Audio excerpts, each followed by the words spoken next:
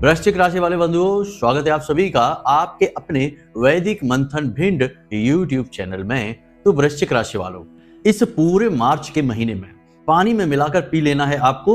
यह एक छोटी सी चीज, इस एक छोटी सी चीज में इतनी सकारात्मक ऊर्जा है कि जब आप इसे पानी में मिलाकर पिएंगे तो आपके जीवन में गजब की आकर्षण ऊर्जा उत्पन्न होगी।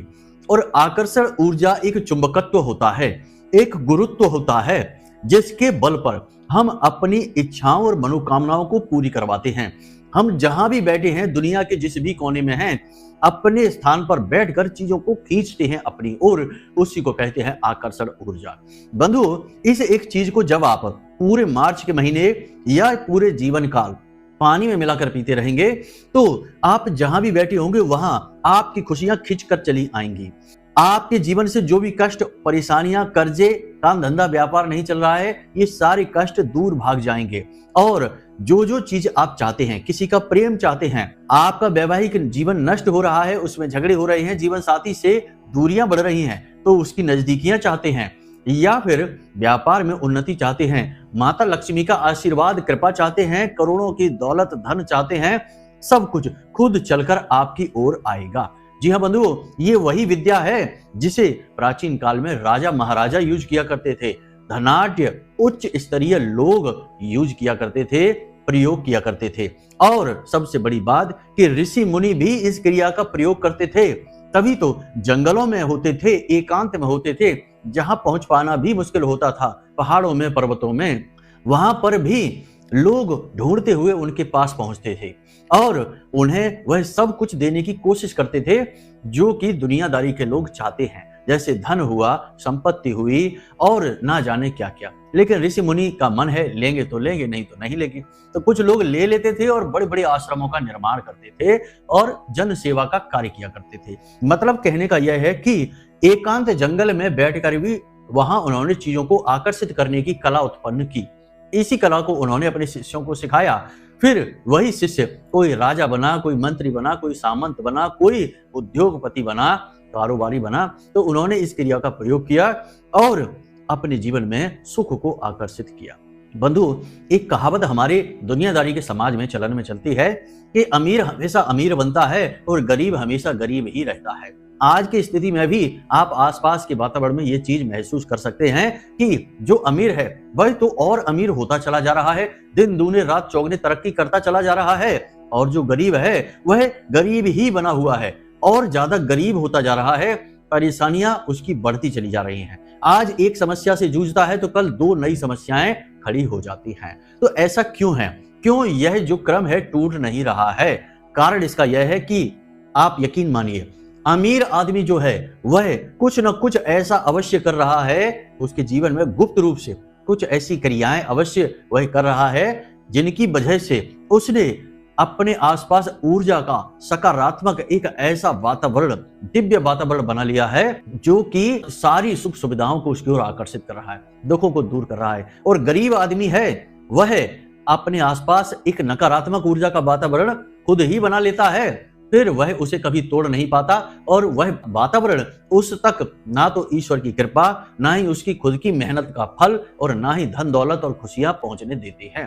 क्योंकि नकारात्मक ऊर्जा की खूबी है कि वह सारी चीजों को खुद ही सोख लेती है और जहां तक कुछ भी नहीं पहुंच पाता। इसलिए आपने देखा होगा कि बहुत सारे ऐसे लोग होते हैं जो मंदिरों में प्रतिदिन जाते हैं, प्रतिदिन हनुमान चालीसा का पाठ करते हैं, प्रतिदिन भोले बाबा को अभिषेक, जलाभिषेक करते हैं, दुग्ध अभिषेक करते हैं, फिर भी उनके जीवन से कष्ट दूर नहीं हो पा रहे हैं क्योंकि पूजा पाठ का फल उन तक पहुंच ही नहीं रहा।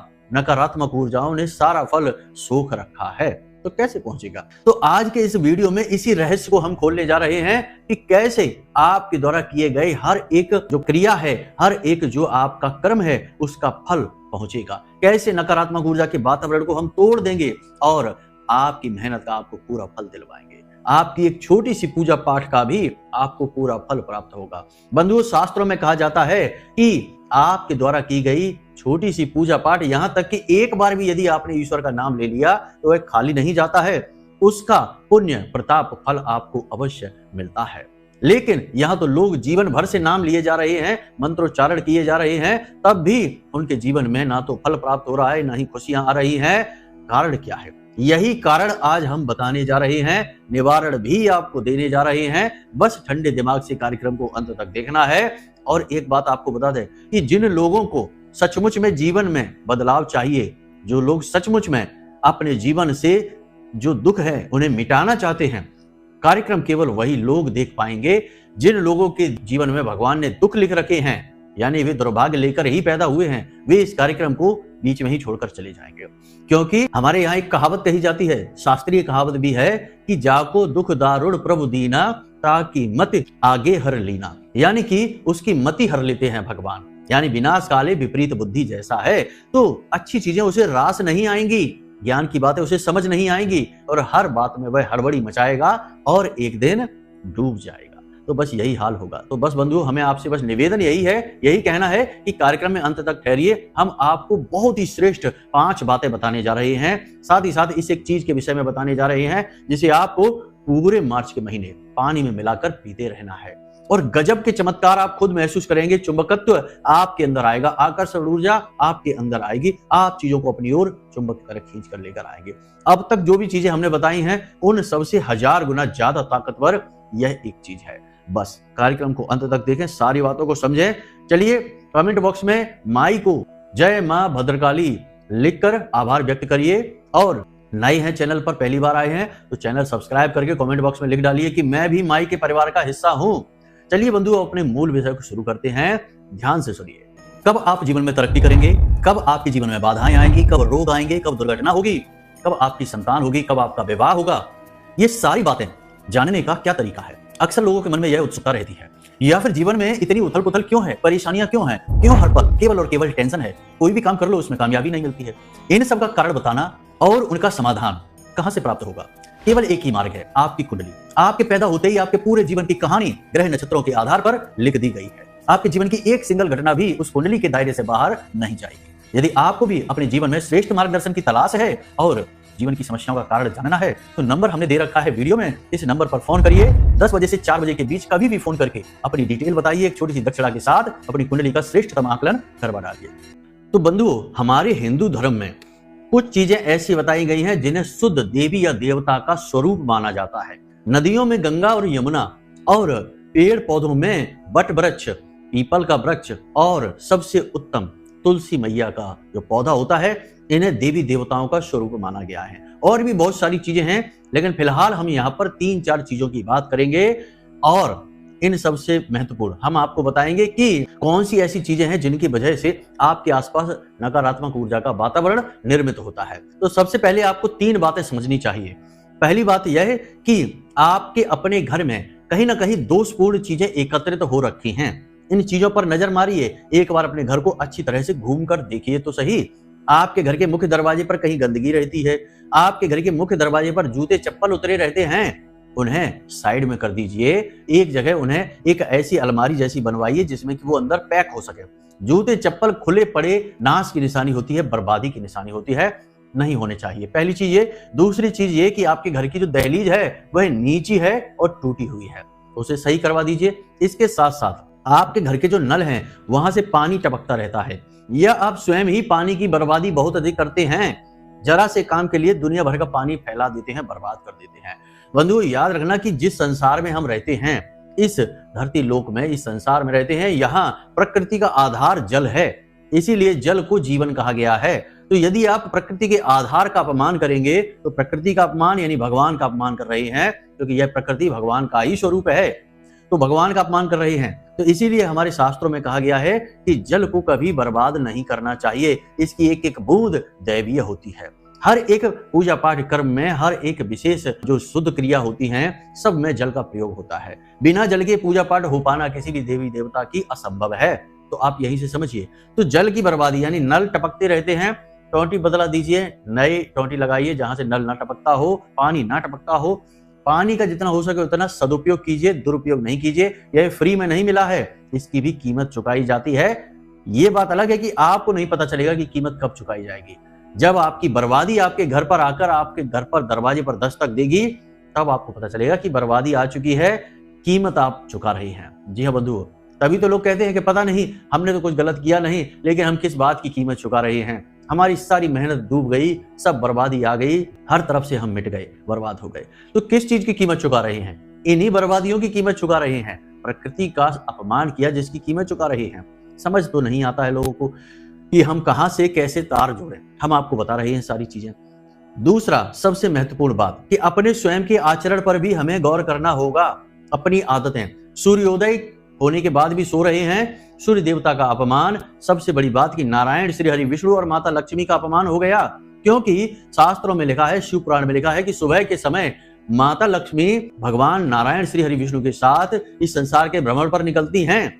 और जिस इंसान के घर में सूर्योदय से पहले जागरण हो जाता है, पूजा पाठ आदि कर्म होते हैं, उस घर में प्रवेश कर जाती हैं नारायण श्री हरि विष्णु के साथ। लेकिन जिस घर में उल्टा होता है, यानी कि सूर्योदय के बाद भी लोग सो रहे हैं और गंदगी रखते हैं, उस घर में लक्ष्मी नाराज होकर वापस चली जाती है। तो ये शास्त्रीय बातें हैं, ये बातें भी जीवन में असर करती हैं। माने आप चाहे ना माने, आप हमारे कहने से केवल 10 दिनों तक सूर्योदय से पहले बस जाग कर कुछ जरूरी क्रियाएं करना सीख लें और आपको अद्भुत परिणाम महसूस होंगे जीवन में। बिगड़े हुए काम भी बनने लग जाएंगे, हम गारंटी देते हैं इस बात की। अपना अनुभव बताते हैं और जिनको हमने बताया उनके जीवन के अनुभव आपको बता रहे हैं, इसलिए इन बातों को हल्के में मत लेना।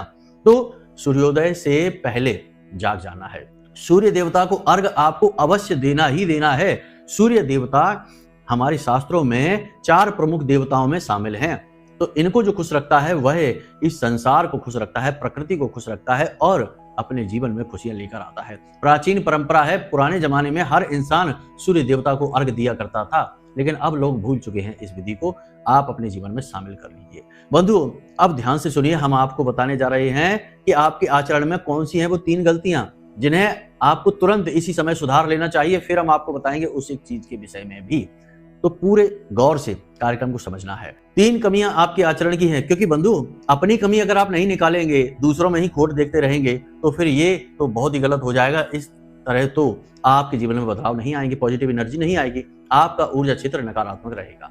तो फिर खुद की कमियां। सबसे पहली कमी, गलत जगह पर क्रोध करना और बिना मतलब में क्रोध को बढ़ाना और करना, ये आपकी कमी है। आप यकीन मानिए, अपने दिल पर हाथ रखकर, हृदय पर हाथ रखकर और खुद हमें बताइए विचार करने के बाद कि आपको क्रोध आता है कहीं और आपका क्रोध निकलता है कहीं और।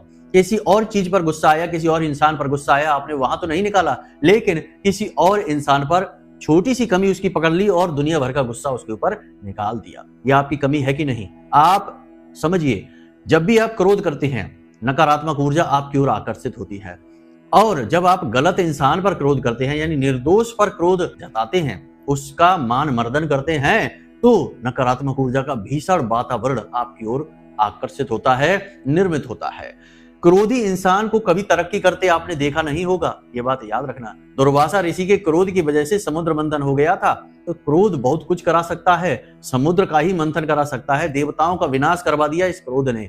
तो आप कौन हैं? इंसान की हैसियत ही क्या है जब देवता भी बर्बाद हो गए इस क्रोध की वजह से। क्रोध पर नियंत्रण। दूसरा आपकी कमी, भाषा, आपकी वाणी वैसे तो बहुत अच्छी है, कोई समस्या नहीं है साधारण तौर पर, लेकिन जैसे ही थोड़ा सा वातावरण बिगड़ता है, नियंत्रण से बाहर होता है, आपकी वाणी जरूरत से ज्यादा कठोर हो जाती है, कटु हो जाती है, विषैली कह सकते हैं इसको हम। विषैले तीर के समान यह भाषा शैली आपकी किसी को चुभती है। और दुख की बात यहाँ पर यह है कि आप अपने प्रेमी जनों को ही दुखी कर देते हैं अपनी इस कठोर भाषा शैली से। आपकी भाषा शैली आपके बुध को खराब कर देती है, शुक्र को खराब कर देती है और राहु को एक्टिव कर देती है नकारात्मक रूप से। तो आपकी भाषा शैली आपके लिए वरदान की जगह श्राप का कार्य करती है। क्या करना है आपको? अगर कहीं आपको क्रोध आ रहा है तो उस जगह को छोड़ दीजिए या उन बातों से अपने चित्त को हटा लीजिए। दूसरा कि आपको कोई बातें अच्छी नहीं लग रही हैं, आपको लगता है कि इसको तीखा जवाब देना चाहिए, इसको इसी की भाषा में जवाब देना चाहिए, वहां रुक जाइए, क्योंकि आपके अंदर वाक फुटता है। आप जब किसी का अपमान करने के बारे में सोचते हैं तो आप ऐसे ऐसे शब्द बोल सकते हैं जो वह जीवन भर भूलेगा नहीं। तो आपको इस चीज पर नियंत्रण रखना होगा। ऐसी गति आपको पहले बर्बाद करेगी, उसे तो बाद में दुखी करेगी। तो वाणी पर पूर्ण नियंत्रण। तीसरी कमी, ये और भी बड़ी कमी है बंधुओं, ये कमी है जरूरत से ज्यादा देर करना और अपने ही काम से अरुचि हो जाना। जी हाँ बंधुओं, आप जिस भी कार्य को करते हैं, काम तो आप सारे करते हैं, लेकिन उस काम को खींचते खींचते वहां तक ले जाते हैं कि जब वह काम अंतिम समय पर पहुंच जाता है। यानी कि टाला मटोली की आदत।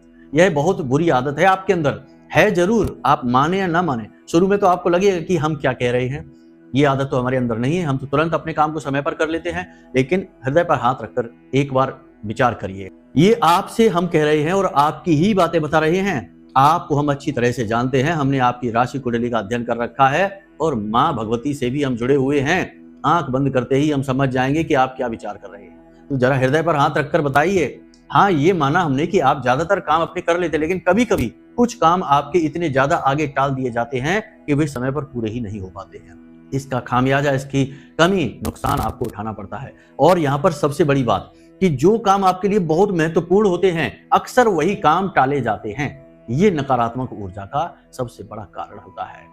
अपने ही काम से अरुचि उत्पन्न हो जाना। उस समय तो आपको अपना काम अच्छा लगता है, लेकिन जैसे ही उस काम में उतार चढ़ाव शुरू होते हैं, खींचतान का समय आता है, आपको अपने काम से अरुचि उत्पन्न हो जाती है, नकारात्मकता उत्पन्न हो जाती है। बहुत ही गलत बात है यह। ये 3 आदतों को आप सुधार लीजिए, फिर इसके बाद आप इस प्रयोग को करना शुरू करिए जो हम आपको बताने जा रहे हैं। इससे पहले यदि आप इस प्रयोग को करेंगे पानी में मिलाने वाली इस चीज के विषय में, तो शायद आपको वह परिणाम ना प्राप्त हो। क्योंकि सीधी सी बात है कि हम कह रहे हैं आपसे कि आप अपने घर के दरवाजे को साफ करिए, माँ लक्ष्मी आपके घर में प्रवेश करेंगी। आपने दरवाजा साफ कर लिया, लेकिन आपके घर में तो दुनिया भर की गंदगी भरी पड़ी है, उसे भी कौन साफ करेगा? उसे भी तो पहले साफ करिए, फिर दरवाजे को साफ करिए, तब तो माता लक्ष्मी आएंगी। वरना माता लक्ष्मी आपके दरवाजे तक तो आएंगी, लेकिन वहीं से वापस लौट जाएंगी, घर में प्रवेश नहीं करेंगी। बिल्कुल ऐसा ही ये है जो हम आपको बता रहे हैं। तो स्व आकलन करिए और स्व उद्धार यानी स्वोद्धार करिए। उसके बाद फिर बात करते हैं इस क्रिया, इस विशेष उपाय के बारे में। तो बंधुओं, याद रखना कि ज्योतिष शास्त्र में 4 चीजें हैं जिनका बहुत अधिक महत्व है, जिन्हें चुंबकत्व का, गुरुत्व का कारण माना जाता है। चुंबकत्व का कारण इसलिए माना जाता है कि ये 4 चीजें आपके जीवन से हर प्रकार की नकारात्मकता को काट डालती हैं, समाप्त कर देती हैं। इसलिए इसे चुंबकत्व का, गुरुत्व का कारण माना जाता है। तो अब ये 4 चीजें क्या हैं, जरा ध्यान से समझिए। इन्हीं का प्रयोग आपको करना है। इसी के साथ साथ स्नान के समय की भी एक छोटी सी विधि आपको हम बताएंगे। पहले आप इन 4 चीजों को समझिए। पहली चीज है तुलसी मैया का पत्ता। फिर से बात आ गई माता तुलसी की। तो वृंदा है, तुलसी मैया है और भगवान नारायण श्री हरि विष्णु प्रिया हैं, तो माता लक्ष्मी का स्वरूप कहलाती हैं। तुलसी मैया का एक पत्ता हजारों प्रकार की नकारात्मकता को काट डालता है। तो पहली चीज ये। दूसरी चीज इलायची। इलायची बुध का प्रतीक होती है और बुध है नारायण श्री हरि विष्णु, और लक्ष्मी और नारायण मिल गए तो नारायण लक्ष्मी योग बन गया। तीसरी चीज है लौंग। लौंग है नकारात्मक ऊर्जा को काटने के लिए सबसे मजबूत औजार। हमने लौंग के कई प्रयोग अपने पिछले कार्यक्रमों में आपको बताए हैं, इन्हें भी शामिल करना है। चौथी चीज है दालचीनी। दालचीनी सूर्य का प्रतीक है और सूर्य प्रकाश का प्रतीक है, यानी कि हर प्रकार की नकारात्मकता को समाप्त करने की शक्ति। अब यहाँ पर हमने 4 चीजें बताई ज्योतिष के अनुसार, जो बहुत ही महत्वपूर्ण, बहुत ही शक्तिशाली और इन्हें उपभोग किया जाता है, यानी कि इन्हें ग्रहण किया जाता है, धारण नहीं। वैसे कई प्रयोग कई तरीके से किए जाते हैं, धारणम है और स्पर्शम है और ग्रहणम है, तो इसे आपको ग्रहण करना पड़ता है। अब इसे कैसे ग्रहण करते हैं, इसे आप ध्यान से समझिए। रात्रि को जब आप सोने जाते हैं, अपने बिस्तर के सिरहाने आपको एक पात्र लेना है। तांबे का पात्र लेंगे तो सर्वोत्तम रहेगा। लोहे का, स्टील का नहीं लेना है, कांच का भी ले सकते हैं। सर्वोत्तम पात्र तांबा है, उसके बाद कांच का है। कांच का कोई बड़ा प्याला ले सकते हैं, कोई बड़ा जार ले सकते हैं, कुछ भी ले सकते हैं। उसमें आपको जल डालना है, उतना ही जल रखना है जितना आप सुबह पी सकें, फेंकना नहीं है। उसमें आपको जल डालना है। अब उसमें आपको थोड़ी सी पिसी हुई दालचीनी, 1 चुटकी से भी कम डाल देनी है। उसके बाद आपको उसमें कूटी हुई इलायची, हरी इलायची 1 इलायची डाल देनी है। उसके बाद आपको लौंग का 1 जोड़ा उसमें खड़ा डाल देना है, उसे कूटना नहीं है, ध्यान से समझना है इन चीजों को। फिर उसके बाद केवल 1 तुलसी मैया का पत्ता उसमें डाल देना है। बस इतनी सी चीजें आपको डालनी है और उसे ढककर अपने सिरहाने रख दीजिए। शास्त्रों में तो यहां तक कहा गया है कि यदि इस सामग्री को सिरहाने रखकर ही कोई सो जाए तो उस पर माता लक्ष्मी, मां भगवती की विशेष कृपा होती है। माई उसे बहुत प्रेम करने लगती हैं, बिल्कुल अपने बालक के समान। उसके जीवन के सारे दुख हर लेती हैं। लेकिन यदि इसे एक विशेष विधि के द्वारा प्रयोग कर लिया जाए, यानी ग्रहण कर लिया जाए, तो इसका बहुत अधिक लाभ मिल जाता है। तो अब आपको इसे रखकर सोना है। अब सुबह जब आप सोकर जागेंगे, अपने बिस्तर पर बैठे बैठे ही आपको 2 मंत्रों का उच्चारण करना है। अपनी हथेली को देखते हुए कराग्रे मंत्र, कराग्रे वसते लक्ष्मी, कर मध्य सरस्वती, कर मूले च गोविंदा, प्रभाते कर दर्शना, इस मंत्र का प्रयोग करना है। उसके बाद आपको 3 मंत्र, 3 देवताओं का आभार व्यक्त करना है। ये 3 देवताओं का आपके ऊपर बहुत बड़ा कर्जा है, इनका आपको आभार व्यक्त करना ही होगा। आपके जीवन की सदगति के लिए ये 3 देवता जिम्मेदार हैं। तो 3 देवता कौन से हैं? स्थान देवताभ्यो नमः, स्थान देवताभ्यो नमः, ठीक है, 3 बार बोलना है ये। उसके बाद पितृ देवताभ्यो नमः, आपके पितृ हैं, पितृ देवताभ्यो नमः, ठीक से उच्चारण समझिए, 3 बार ये भी बोलना है। उसके बाद कुल देवताभ्यो नमः, कुल देवताभ्यो नमः 3 बार बोलना है। यानी कि 3-3 बार ये मंत्र आपने बोले। स्थान देवताभ्यो यानी उस स्थान पर जहां आप बैठे हैं, यह धरती अनंत काल से है, तो इस धरती पर, उस स्थान पर कभी ना कभी किसी न किसी देवता का वास अवश्य रहा ही है। तो उस देवता को नमन, क्योंकि देवता कभी नहीं मरते, इंसान मरते हैं, देवता अमर होते हैं। तो वो जानते हैं, देख रहे हैं कि आप वहां रह रहे हैं, उनके द्वारा दी गई जमीन का आप प्रयोग कर रहे हैं। बेशक आपने उसका मूल्य चुका दिया हो, परंतु मूल्य पैसे से चुकाया है, अपने कर्म से नहीं, अपने आभार से नहीं। और देवताओं को पैसे की जरूरत नहीं होती, पैसे का मूल्य वो नहीं मानते, भौतिक चीजें नहीं मानते, वो आपके आभार, आपके कर्म, आपके कर्तव्य को मानते हैं। आभार, ठीक है, यहां तक समझ आ गया। स्थान देवताभ्यो नमः, कुल देवता और पितृ देवता, ये तो आपके ही देवता हैं, इनका सुबह सुबह आप आभार व्यक्त करिए। फिर उसके बाद जब आप जमीन पर पैर रखें, उससे पहले आपको यह जल हाथ में लेना है और इस जल को देखना है। इस जल के अंदर ऐसे झांक कर देखना है और अपने मन में अपनी इच्छा, मनोकामना की, आज के दिन, आज मेरी यह इच्छा पूरी होगी। कोई भी इच्छा, आपको नौकरी चाहिए, व्यापार चाहिए, अच्छा व्यापार, तो आपको मन में कल्पना करनी है कि आज के दिन मेरी दुकान पर बहुत अच्छी बिक्री हुई है यानी हो चुकी है, इस प्रकार से लेना है। यानी यह धारणा है, इसे धारणा कहते हैं। धारणा का मतलब होता है कि जो चीज आप चाहते हैं अपने जीवन में, उसे धारण कर लीजिए, उसके मन में संकल्प कर लीजिए, तो यह धारणा है।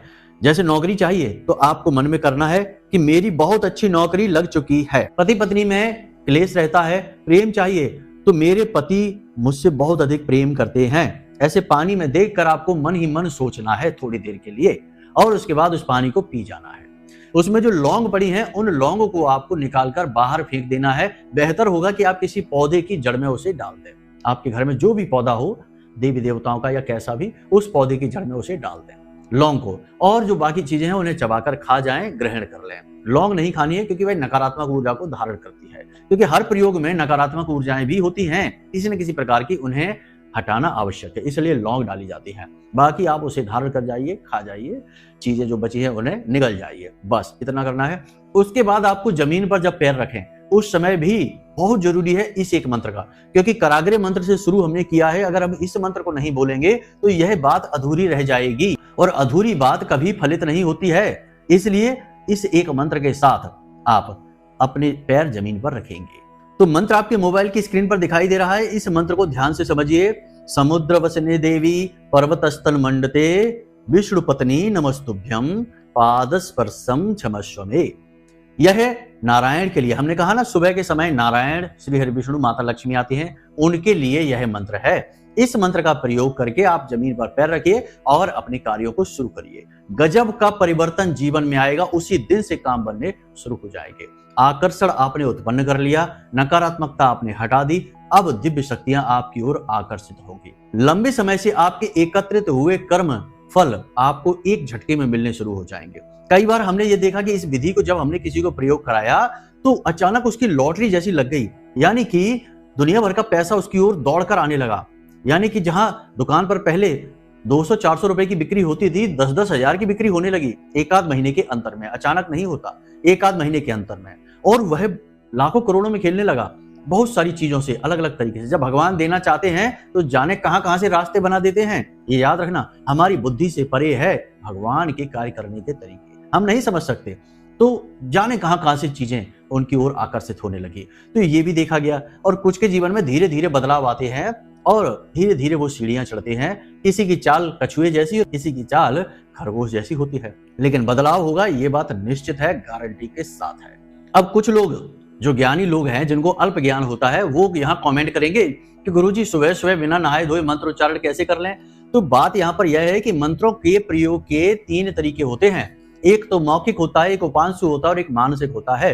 तो हमने आपको जो विधि बताई बिना स्नान किए करना है, तो आप उसे मानसिक करें, मौखिक या उपांशु न करें। और मानसिक जाप के लिए कोई शौच अशौच का नियम नहीं होता है, आप कभी भी कर सकते हैं मानसिक जाप, इसीलिए इसका अधिक महत्व भी है। आप अब समझिए कि शास्त्र क्या कहते हैं। मौखिक जाप आपने 1 माला किया, उपांशु जाप आपने आधी माला किया और मानसिक जाप आपने केवल 3 बार किया, सबका फल एक जैसा होता है। तो मानसिक जाप का बहुत अधिक महत्व होता है, इसलिए ये जो मंत्र हमने आपको बताए हैं, इनका जाप आपको मानसिक करना है। जितने भी मंत्र बोले हैं, इसका आपको बहुत अधिक फल प्राप्त होगा। तो बाकी बंधु, हमने सारी बातें आपको कार्यक्रम में खुलकर बताई हैं। जो बातें आपको समझ में आई हैं या नहीं समझ में आई हैं, तो कार्यक्रम दोबारा देख लें, चीजों को समझ लें। बाकी यदि कोई मन में प्रश्न होते तो कोई चिंता नहीं है, कार्यक्रम में हमने वीडियो में नंबर दे रखे हैं, इन नंबरों पर आप फोन करिए, अपने प्रश्नों के जवाब हासिल करिए। कुंडली का यदि विश्लेषण कराना है तो इन्हीं नंबरों पर फोन करिए और कहीं नहीं, वीडियो में नंबर दे दिए हैं, इन नंबरों पर फोन करिए, अपनी कुंडली की डिटेल दीजिए, एक छोटी सी दक्षिणा दीजिए, आपकी कुंडली का हम स्वयं विश्लेषण करके आपको पकड़ा देंगे, आपकी समस्याओं के कारण और निवारण यानी सटीक उपाय आपको दे देंगे। बाकी आपका उद्धार तो महामाई करेंगे ही। तो चलिए बंधुओं, हमेशा हंसते रहिए, मुस्कुराते रहिए, सकारात्मक रहिए, महामाई पर अपनी आस्था और विश्वास बनाकर रखिए। प्रेम से बोलिए जय माई की।